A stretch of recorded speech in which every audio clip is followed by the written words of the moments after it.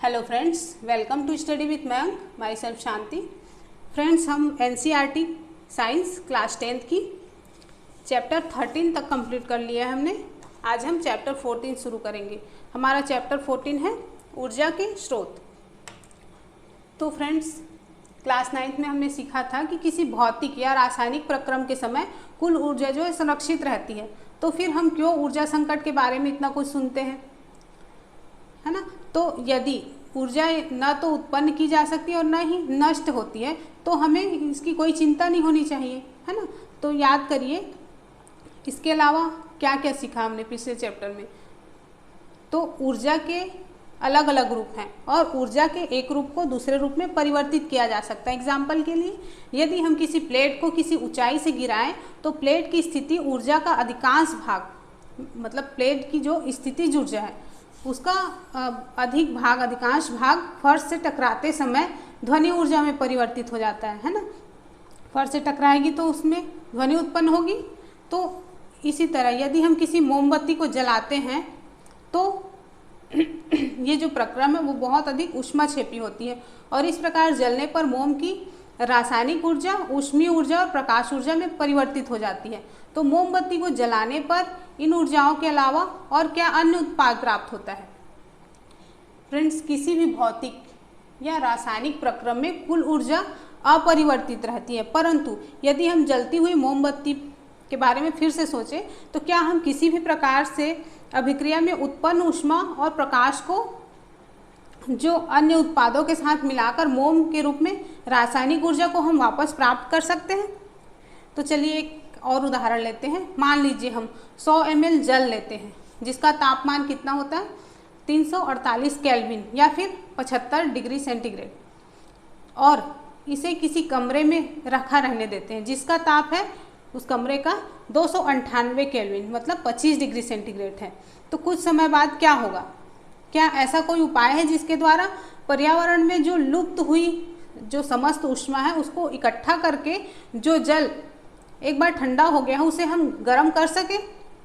तो ऐसे प्रत्येक उदाहरण के बारे में अगर हम सोचें तो ये पाएंगे कि जो प्रयोज्य रूप में उपलब्ध ऊर्जा, मतलब यूज़ की गई जो ऊर्जा है वो चारों ओर के वातावरण में अपेक्षाकृत कम प्रयोज्य ऊर्जा में क्षयित हो जाती है ना। तो इसलिए कार्य करने के लिए जिस किसी ऊर्जा के स्रोत का उपयोग करते हैं वो उपभुक्त हो जाता है, मतलब यूज़ हो जाता है और उसका पुनः उपयोग हम नहीं कर सकते। ठीक है, तो चलिए आगे देखते हैं। 14.1 ऊर्जा का उत्तम स्रोत क्या है। तो फ्रेंड्स, फिर हम यहाँ पर ये जानेंगे कि किसे हम अच्छा ऊर्जा का स्रोत मान सकते हैं। डेली लाइफ में काम करने के लिए हम ऊर्जा के अलग अलग स्रोतों का उपयोग करते हैं। रेलगाड़ी को चलाने के लिए हम डीजल का उपयोग करते हैं, सड़कों में लैंपों को जलाने के लिए विद्युत का उपयोग करते हैं, साइकिल चलाने के लिए हम पेशियों की ऊर्जा का उपयोग करते हैं, है ना। तो शारीरिक काम को करने के लिए पेशी ऊर्जा और अलग अलग विद्युत साधित्रों को चलाने के लिए विद्युत ऊर्जा, भोजन पकाने और वाहनों को चलाने के लिए रासायनिक ऊर्जा। तो ये सभी ऊर्जाएं किसी न किसी ऊर्जा स्रोत से हमको प्राप्त होती हैं और हमें ये जानना बहुत आवश्यक है कि ऊर्जा को उसके प्रयोज्य रूप में प्राप्त करने के लिए आवश्यक ऊर्जा का चयन किस प्रकार किया जाए। हम कैसे जानेंगे कि कौन सा ऊर्जा स्रोत मतलब कौन सा ईंधन जो है वो श्रेष्ठ है। ठीक है, तो उसके लिए हमको ये 3 क्वेश्चन करने हैं। ये दहन में कितनी ऊष्मा मुक्त करती है, ये जो ईंधन है वो दहन में कितनी ऊष्मा मुक्त करती है। फिर पूछेंगे कि क्या अत्यधिक धुआं उत्पन्न करता है। फिर पूछेंगे क्या ये आसानी से उपलब्ध है। तो हमको ये 4 जो आंसर है वो हमको प्राप्त होंगे। पहला है प्रति एकांक आयतन अथवा प्रति एकांक द्रव्यमान अधिक कार्य करे। मतलब कोई भी ईंधन जो है वो तभी श्रेष्ठ कहलाएगा जब उसकी एक निश्चित आयतन में उसको हम यूज़ करें तो वो अधिक से अधिक हमको ऊर्जा दे सके। ठीक है, फिर दूसरा है सरलता से सुलभ हो सके, हमको वो इजीली मिल सके, है ना। फिर तीसरा है भंडारण और परिवहन में आसान हो। फिर चौथा है सस्ता हो। ठीक है फ्रेंड्स, तो जिन ऊर्जा स्रोतों में ये गुण होंगे वही उत्तम ऊर्जा का स्रोत कहलाएगा। ठीक है, चलिए अब आगे देखते हैं 14.2 ऊर्जा के पारंपरिक स्रोत। तो फ्रेंड्स इसके अंदर पॉइंट है 14.2 का 1 जीवाश्मी ईंधन। तो प्राचीन काल में ऊष्मीय ऊर्जा का सबसे अधिक और सामान्य स्रोत लकड़ी था, है ना। कुछ सीमित कामों के लिए ही पवन ऊर्जा और बहते जल की ऊर्जा का यूज़ किया जाता था। तो क्या आप इनमें से कुछ इनके उपयोग बता सकते हैं? तो फ्रेंड्स ऊर्जा स्रोत के रूप में कोयले का उपयोग औद्योगिक क्रांति को जो संभव बनाया है आज, वो किसके कारण है? कोयले के यूज़ के कारण है, ठीक है। और बढ़ते हुए उद्योगों ने जो सारे विश्व में जीवन की गुणवत्ता में वृद्धि कर दी है, इसके कारण जो सारा विश्व है उसमें ऊर्जा की मांग में भी बहुत अधिक तेज़ी से वृद्धि हो रही है। और ऊर्जा की बढ़ती मांग की जो अधिकांश पूर्ति है वो किससे हुई? जीवाश्मी ईंधन मतलब कोयला और पेट्रोलियम से की जाती है ना। तो मांग में वृद्धि के साथ साथ इन ऊर्जा स्रोतों का उपयोग करने के लिए प्रौद्योगिकियों में भी विकास किए गए। फिर ये ईंधन करोड़ों वर्षों में बने हैं और अब ये केवल इसकी जो सीमित भंडारण है वही शेष है। जीवाश्मी ईंधन ऊर्जा के अनवीनीकरण स्रोत हैं, है ना। आपको पता ही है इसको फिर से रिन्यूएबल नहीं किया जा सकता, इसलिए इन्हें संरक्षित करने की आवश्यकता है। और यदि हम इन ऊर्जा स्रोतों का उपयोग इसी दर से करते रहें तो हमारे पास ये भंडार जो है वो बहुत जल्द खाली हो जाएंगे। ऐसी स्थिति को टालने के उद्देश्य से ही ऊर्जा के वैकल्पिक स्रोतों की खोज की गई। पर आज भी हम अपनी ऊर्जा की अधिकांश आवश्यकताओं की पूर्ति के लिए जीवाश्मी ईंधनों पर बहुत निर्भर रहते हैं, है ना। और ये जीवाश्मी ईंधन कौन कौन से हैं? कोयला, पेट्रोलियम और प्राकृतिक गैस, जल, नाभिकीय ऊर्जा और पवन ऊर्जा, है ना। जिसको इस तरह से चार्ट में आपको दिखाया गया है कि सबसे ज़्यादा किसका यूज़ होता है? कोयला का, उसके बाद जल का, फिर पेट्रोलियम और प्राकृतिक गैस का, उसके बाद फिर नाभिकीय और पवन ऊर्जा का बहुत कम मात्रा में यूज़ किया जाता है, ठीक है। तो जीवाश्मी ईंधन को जलाने की बहुत सारी हानियाँ भी हैं, है ना। हमने क्लास 9 में पढ़ा था कि कोयले और पेट्रोलियम उत्पादों को जलाने से होने वाले वायु प्रदूषण, है ना, किस प्रकार से होता है, हमने पढ़ लिया इसके बारे में, ठीक है। तो जीवाश्मी ईंधन के जलने पर मुक्त होने वाले कार्बन, नाइट्रोजन और सल्फर के जो ऑक्साइड हैं वो अम्लीय ऑक्साइड होते हैं और इससे अम्लीय वर्षा होती है जो हमारे जल और मृदा के संसाधनों को प्रभावित करती है ना। तो वायु प्रदूषण की समस्या के अलावा कार्बन डाइऑक्साइड जैसे गैसों के ग्रीन हाउस प्रभाव को आप याद कीजिए। ग्रीन हाउस प्रभाव क्या होता है? जिसको पौधघर प्रभाव भी कहते हैं, है ना। तो ये सब किस लिए होता है? जो जीवाश्मी ईंधन है उसका यूज़ करने के कारण होता है, ठीक है।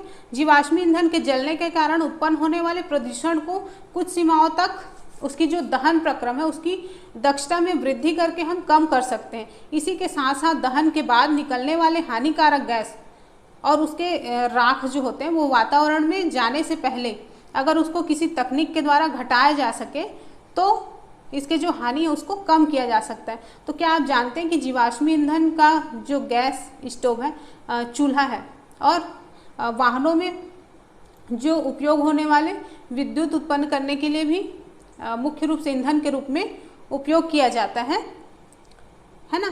तो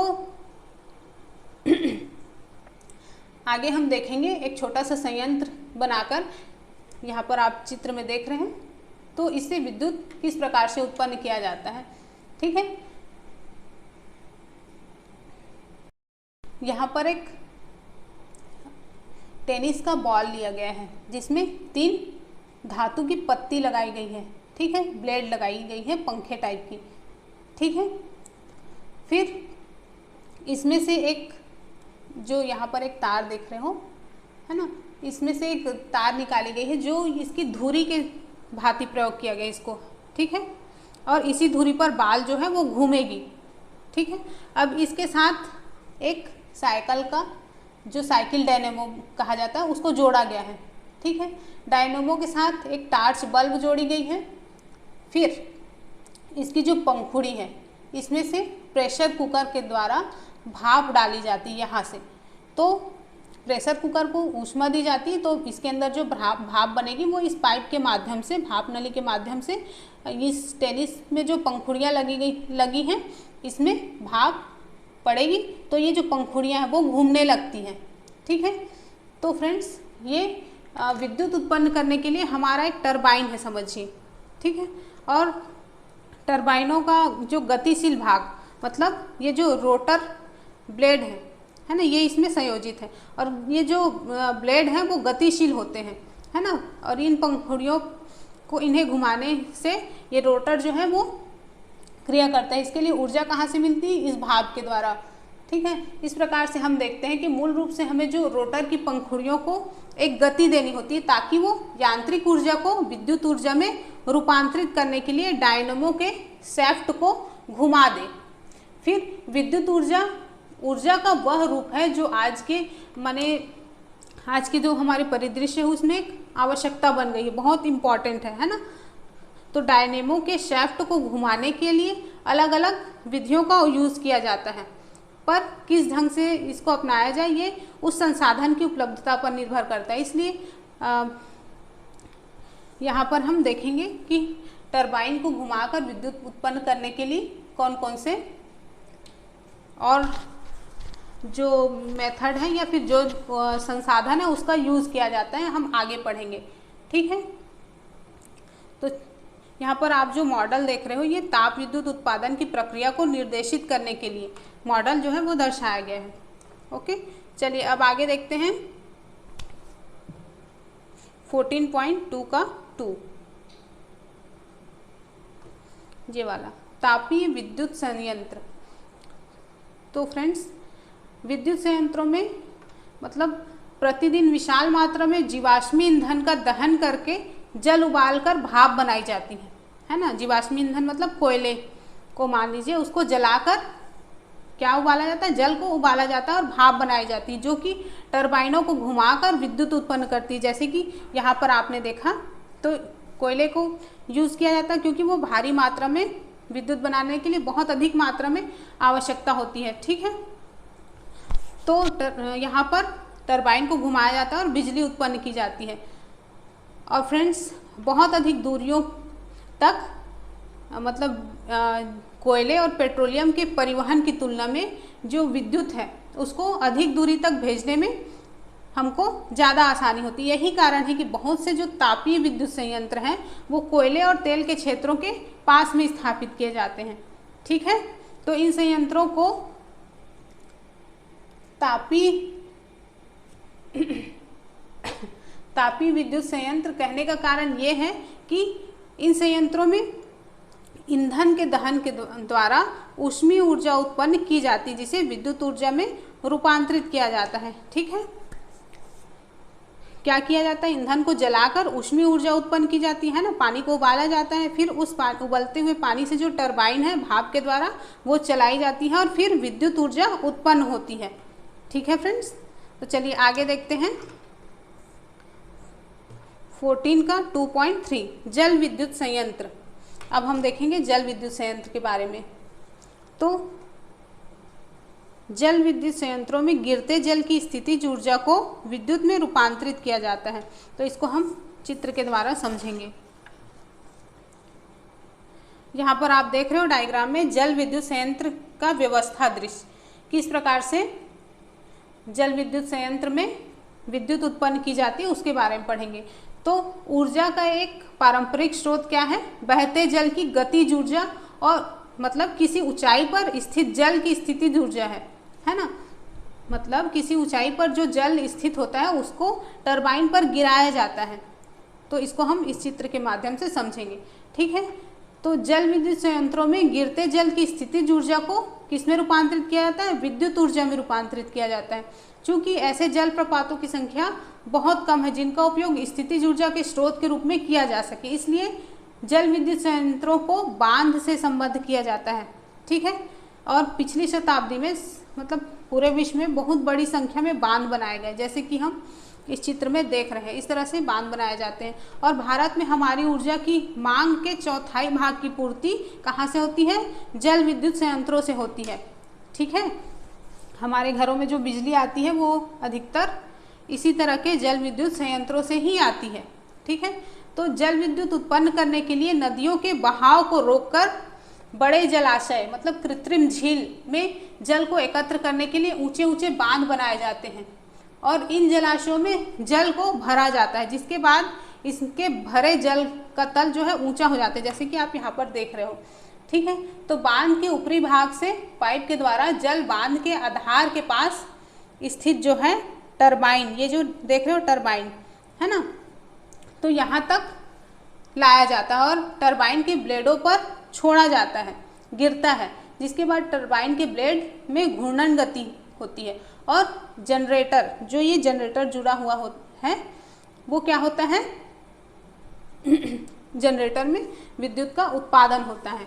ठीक है, चूंकि हर बार जब भी वर्षा होती है जलाशय फिर से जल से भर जाते हैं, इसलिए जल विद्युत ऊर्जा का एक नवीनीकरण ऊर्जा स्रोत है और हमें जीवाश्मी ईंधन की तरह जो किसी न किसी दिन हमें मतलब समाप्त हो ही जाएंगे, है ना। जल विद्युत स्रोतों के समाप्त होने की कोई चिंता नहीं होती। ठीक है फ्रेंड्स, तो ये टरबाइन जो है वो घूमेगा, फिर इस जनरेटर के द्वारा विद्युत उत्पन्न होगी जो कि इस पावर हाउस में लगी होती है, जो जनरेटर उसमें। ठीक है, तो जब बिजली उत्पन्न होगी उसको इन तारों के माध्यम से बिजली को अलग अलग जगहों तक पहुंचाया जाता है। फिर ये जो टरबाइन घूमकर जल जो निकलती है वो नदियों में वापस छोड़ दिया जाता है। ठीक है फ्रेंड्स, पर जो बड़े बड़े बांध है उसके निर्माण के साथ साथ कुछ समस्याएं भी जुड़ी हैं। बांधों को केवल कुछ सीमित क्षेत्रों में ही निर्माण किया जा सकता है और इसके लिए जो पर्वतीय क्षेत्र है वो अच्छे माने जाते हैं और बांधों के निर्माण से बहुत सी जो कृषि योग्य भूमि है और मानव आवास है वो डूबने के कारण नष्ट हो जाते हैं और बांध के जल में डूबने के कारण बड़े बड़े जो पारिस्थितिक तंत्र हैं वो भी नष्ट हो जाती हैं। जो पेड़ पौधे वनस्पति हैं वो जल में डूब जाते हैं, वे अवायवीय परिस्थितियों में सड़ने लगते हैं और विघटित होकर बहुत अधिक मात्रा में मीथेन गैस उत्पन्न करते हैं जो कि एक ग्रीन हाउस गैस है, आपको पता ही है। तो बांधों के निर्माण से जो विस्थापित लोग हैं वो मतलब अपने संतोषजनक जो पुनर्वास और क्षतिपूर्ति की समस्या है उससे भी ग्रसित हो जाते हैं, है ना। जहाँ पर के लोग होते हैं उसको कोई दूसरी जगह दे दी जाती है पर वो वहाँ पर एडजस्ट नहीं कर पाते, है ना। तो गंगा नदी पर जो टिहरी बांध के निर्माण और नर्मदा नदी पर सरदार सरोवर बांध के निर्माण की परियोजनाओं का विरोध इसी प्रकार की समस्याओं के कारण हुआ था। ठीक है, तो चलिए आगे देखते हैं 14.2 का 4 ऊर्जा के पारंपरिक स्रोतों के उपयोग के लिए प्रौद्योगिकी में सुधार। तो फ्रेंड्स यहाँ हम पहले जैव मात्रा के बारे में जानेंगे, बायोमास के बारे में। तो हम पढ़ चुके हैं कि प्राचीन काल से ही लकड़ी का ईंधन के रूप में उपयोग होता आ रहा है और यदि हम ये सुनिश्चित कर लें कि पर्याप्त वृक्ष लगाए जाते रहेंगे तो जलाने की लकड़ी जो है वो उसकी आपूर्ति निरंतर होती रहेगी और ईंधन के रूप में जो उपले हैं मतलब कंडे जिसको बोले जाते हैं उसके दहन से भी आप भली भांति परिचित हैं। भारत में पशुधन की बहुत अधिक संख्या है ना, मतलब गाय हैं, भैंस हैं, इन सब की संख्या बहुत अधिक है और हमें ईंधन के स्थायी स्रोत की उपलब्धता के बारे में भी मतलब उनसे भी हमको ईंधन प्राप्त होता है, उनके जो गोबर हैं उससे कंडे बनाए जाते हैं, है ना। तो चूंकि ये ईंधन पादप और जंतु उत्पाद है इसलिए इन ईंधनों के स्रोत को हम क्या कहते हैं, जैव मात्रा या फिर बायोमास कहते हैं। ठीक है, परंतु ये ईंधन अधिक ऊष्मा उत्पन्न नहीं करते और इन्हें जलाने पर बहुत अधिक धुआं निकलता है, इसलिए इन ईंधनों की दक्षता में वृद्धि के लिए प्रौद्योगिकी का सहारा लेना बहुत आवश्यक है। ठीक है, जब लकड़ी को वायु की सीमित मात्रा में जलाते हैं तो उसमें उपस्थित जल और वाष्पशील पदार्थ हैं वो बाहर निकल जाते हैं और अवशेष के रूप में चारकोल रह जाता है। चारकोल बिना ज्वाला के जलता है और उससे अपेक्षाकृत कम धुआं निकलता है, इसकी ऊष्मा उत्पन्न करने की दक्षता भी अधिक होती है। ठीक है, इसी प्रकार गोबर गैस, अब इसके बारे में जानेंगे गोबर गैस के बारे में। गोबर जो है वो फसलों के कटने के बाद बचे अवशिष्ट और सब्जियों के अवशिष्ट जैसे बहुत सारे पादप और वाहित मल जब ऑक्सीजन की अनुपस्थिति में अपघटित होते हैं तो बायोगैस या जिसको जैव गैस बोलते हैं वो निकलती है। तो चूंकि इन गैसों को बनाने में उपयोग होने वाली जो मुख्य या आरंभिक पदार्थ है वो मुख्यतः क्या है, गोबर है, इसीलिए इसका प्रचलित नाम गोबर गैस पड़ा है। ठीक है। जैव गैस को एक संयंत्र में उत्पन्न किया जाता है, जिसको इस डायग्राम में दिखाया गया है। चलिए इसको डायग्राम से समझते हैं। तो फ्रेंड्स, इस संयंत्र में ईंटों की बनी हुई ये जो देख रहे हो गुंबद जैसी संरचना होती है, और जैव गैस बनाने के लिए मिश्रण टंकी में गोबर और जल का यहाँ पर गाढ़ा घोल, जिसे करदम या स्लरी कहा जाता है, इसमें गोबर को घुले हुए रूप में यहाँ पर डाला जाता है। ठीक है, इसी को स्लरी कहा जाता है, स्लरी बनाया जाता है पहले। ठीक है, फिर ये यहाँ से होते हुए ये जो बड़ा टैंक दिख रहा है आपको, इसी को संपाचित्र या फिर डाइजेस्टर कहा जाता है, इसमें डाल दिया जाता है। संपाचित्र चारों ओर से बंद एक कक्ष होता है जिसमें ऑक्सीजन नहीं होती, और इसी में अवायवीय सूक्ष्म जीव, जिन्हें जीवित रहने के लिए ऑक्सीजन की आवश्यकता नहीं होती है, गोबर की जो स्लरी है उसको जटिल यौगिकों का अपघटन कर देते हैं। ठीक है, अपघटन प्रक्रम जो है वो पूरा होता है, और इसके बाद मीथेन, कार्बन डाइऑक्साइड, हाइड्रोजन और हाइड्रोजन सल्फाइड जैसे गैसें यहाँ पर उत्पन्न होती हैं। ठीक है, इसमें कुछ दिन का समय लगता है। जैव गैस को संपाचित्र के ऊपर बनी किसी टंकी में संचित किया जाता है। यहाँ पर आप जो देख रहे हो, यहाँ पर गैस जो है वो एकत्रित होता रहता है, और जैव गैस को टंकी से उपयोग के लिए पाइप के द्वारा बाहर निकाल दिया जाता है। फिर जैव गैस एक उत्तम ईंधन है। क्यों? क्योंकि इसमें 75% तक मेथेन गैस होती है, और ये गैस धुआं उत्पन्न किए बिना ही जलती है। फिर लकड़ी, चारकोल और कोयले के विपरीत जैव गैस के जलने के बाद राख जैसा कोई अपशिष्ट पदार्थ नहीं बचता, और इसकी तापन क्षमता उच्च होती है। ठीक है, जैव गैस का उपयोग प्रकाश के स्रोत के रूप में भी किया जा सकता है। जैव गैस संयंत्र में जो बची हुई स्लरी है, इसको समय समय पर संयंत्र से यहाँ से बाहर निकाला जाता है। ठीक है, इस जो स्लरी है इसमें नाइट्रोजन और फास्फोरस की बहुत अधिक मात्रा होती है, प्रचुर मात्रा होती है, इसीलिए एक उत्तम खाद के रूप में काम आती है। इस प्रकार के जैव अपशिष्ट और वाहित मल के उपयोग के द्वारा जैव गैस बनाई जाती है, और इससे हमारे बहुत सारे उद्देश्य जो हैं वो पूर्ण होते हैं। ठीक है, इससे हमें ऊर्जा का सुविधाजनक दक्ष स्रोत मिलता है, उत्तम खाद मिलती है, और साथ ही अपशिष्ट पदार्थों के निपटारे का सुरक्षित उपाय भी मिल जाता है। जैव मात्रा ऊर्जा का नवीनीकरण स्रोत है। क्या आप ये भी जानते हैं? ये नवीनीकरण स्रोत है। क्यों है? क्योंकि ये हमको ये गोबर जो है वो जीव जंतुओं से प्राप्त होता है, जैसे कि आप जानते ही हो। तो फ्रेंड्स, ये है गोबर गैस संयंत्र। ठीक है, चलिए अब आगे बढ़ते हैं। पवन ऊर्जा। तो चैप्टर 9 में हमने देखा कि किस प्रकार से सूर्य के विकिरणों के द्वारा जो भूखंड है और जलाशय के आसपास जो ताप बढ़ जाता है, जिसके कारण वायु की गति उत्पन्न होती है और पवनों का प्रवाह होता है। पवनों की गतिज ऊर्जा का उपयोग कार्यों को करने में किया जा सकता है।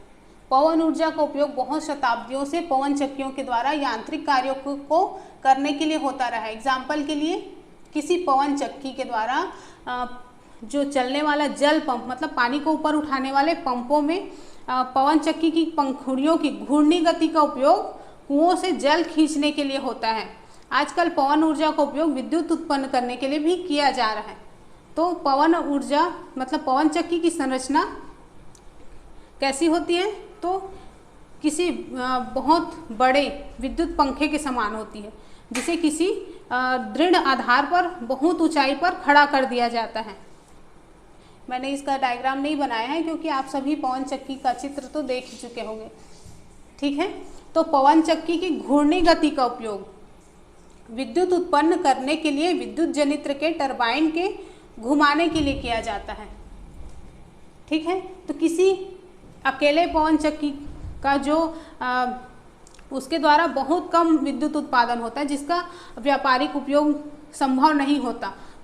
किसी बहुत बड़े क्षेत्र में बहुत सी पवन चक्कियाँ लगाई जाती हैं और इस क्षेत्र को क्या कहा जाता है? पवन ऊर्जा फार्म कहा जाता है, फार्म। ठीक है, और व्यापारिक स्तर पर विद्युत प्राप्त करने के लिए किसी ऊर्जा फार्म की सभी पवन चक्कियों को एक दूसरे से जोड़ दिया जाता है, जिसके बाद जो प्राप्त नेट ऊर्जा है वो सभी पवन चक्कियों द्वारा उत्पन्न विद्युत ऊर्जाओं के योग के बराबर होता है। ठीक है फ्रेंड्स।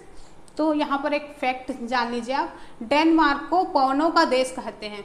इसको डेनमार्क को पवनों का देश कहते हैं और देश की 25% से भी अधिक विद्युत की पूर्ति पवन चक्कियों के विशाल नेटवर्क के द्वारा विद्युत उत्पन्न करके की जाती है। जर्मनी भी इसी क्षेत्र में अग्रणी है, जबकि भारत का पवन ऊर्जा द्वारा विद्युत उत्पादन करने वाले देशों में 5वां स्थान है।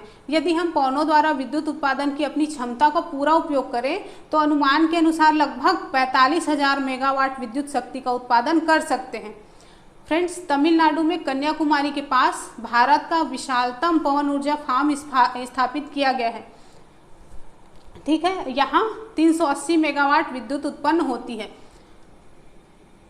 ओके, तो पवन ऊर्जा नवीनीकरण ऊर्जा का एक पर्यावरणीय हितैषी और दक्ष स्रोत है।